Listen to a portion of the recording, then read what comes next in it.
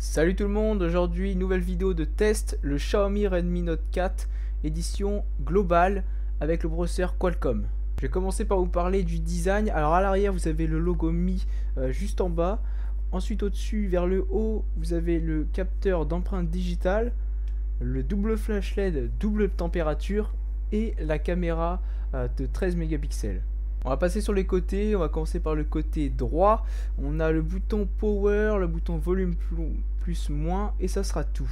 Sur le côté gauche, on aura l'emplacement pour carte SIM. Alors, carte micro SIM et nano SIM ou carte micro SIM et micro SD. C'est à vous de choisir.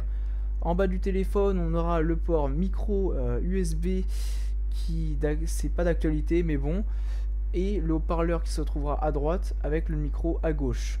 En haut, on aura la prise jack, un petit micro supplémentaire pour en appel pour enlever les bruits ambiants et un capteur d'infrarouge. En façade, on aura un écran de 5,5 pouces Full HD LCD IPS qui est d'ailleurs une qualité vraiment surprenante pour un prix de seulement 140 €.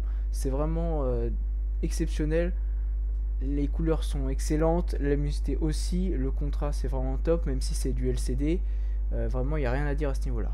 Juste en haut de l'écran, vous aurez le haut-parleur en appel et une caméra de 5 mégapixels avec le capteur bien sûr de luminosité et un petit voyant, une petite LED de notification que vous pourrez changer de couleur dans les paramètres. Juste en dessous de l'écran, vous aurez bien sûr 3 touches menu, retour, home qui seront rétroéclairées. Parler de l'appareil photo frontal de 5 mégapixels qui est vraiment plutôt bon, qui fera le taf. Vous regardez mon test du Redmi Pro, c'est à peu près le même capteur, la même qualité. Vous avez bien sûr la fonctionnalité pour donner votre âge et votre sexe, ce qui est plutôt drôle à essayer. Franchement, c'est marrant. Pour la caméra de derrière, donc 13 mégapixels, on a vraiment des très bonnes photos. Alors on n'a pas deux capteurs pour permettre d'avoir un flou contrôlé. La qualité reste quand même très bonne. On a du détail. Les photos sont prises vraiment très vite. Le mode HDR marche très bien. Je vous conseille d'utiliser quand même le mode HDR le plus souvent possible car il vous offrira des photos avec une meilleure gestion de la luminosité. On va maintenant parler du processeur. C'est un Snapdragon 625. Ça vous fait un score sur AnTuTu de 62 000 pardon, ce qui est vraiment pas mal. En jeu sur GTA 5 en ultra tout activé, résolution à fond, distance d'affichage à fond, ça tourne super bien. On est au-dessus des 30 images par seconde, c'est très agréable à jouer alors qu'on est en ultra quand même, c'est pas mal. On a 3 Go de RAM, ce qui sera largement suffisant en tournant sur Android Nougat, donc c'est pas mal. Avec 32 Go de mémoire interne plus la micro SD, je vous en parlais au début de la vidéo, qu'on peut mettre jusqu'à 128 Go. Au niveau de la batterie, on aura une batterie de 4100 mAh au maximum et au minimum 4000 mAh, c'est ce qui est écrit derrière la boîte. Ce que ça donne en réalité en utilisation normale, donc c'est-à-dire SMS, un petit peu de jeu, un tout petit peu, YouTube, appel, etc. Mais pas trop de jeux gourmands. On sera à peu près à 2 jours, ce qui est vraiment pas mal. C'est-à-dire que au bout de 2 jours, le soir, vous serez à peu près à 30%, ce qui est vraiment excellent. Après, en utilisation intensive, on sera soit à 1 jour, voire 1 jour et demi. Donc, ce qui est vraiment excellent. Je vous parlais d'un capteur empreinte digitale à l'arrière qui marche super bien. Vous n'avez pas besoin d'appuyer sur le bouton power, que l'écran s'allume et ensuite vous pouvez mettre votre doigt. Non, vous mettez juste votre doigt et ça marche super bien. C'est très rapide, vraiment c'est le top.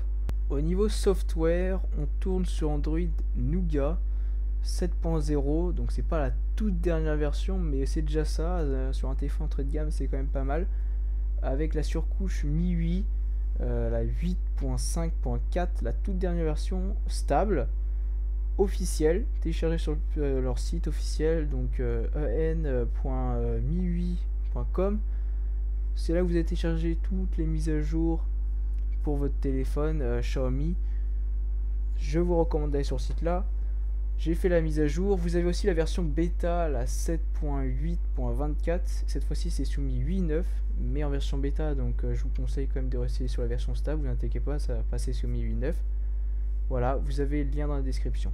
Comme c'est MIUI, on a le système de thèmes. Donc, il faudra que vous créez un compte Mi qui vous permet d'accéder à tous les thèmes de la communauté. Il y en a énormément. C'est très rapide à télécharger. Ça prend une dizaine de mégas le thème. Et ça offre un design en plus pour personnaliser son téléphone. Vraiment, c'est vraiment pas mal. On va arriver à la fin de cette vidéo, donc je vais donner la conclusion de ce téléphone. Clairement, s'il a du tout bon, sauf à un endroit, c'est pour la micro USB.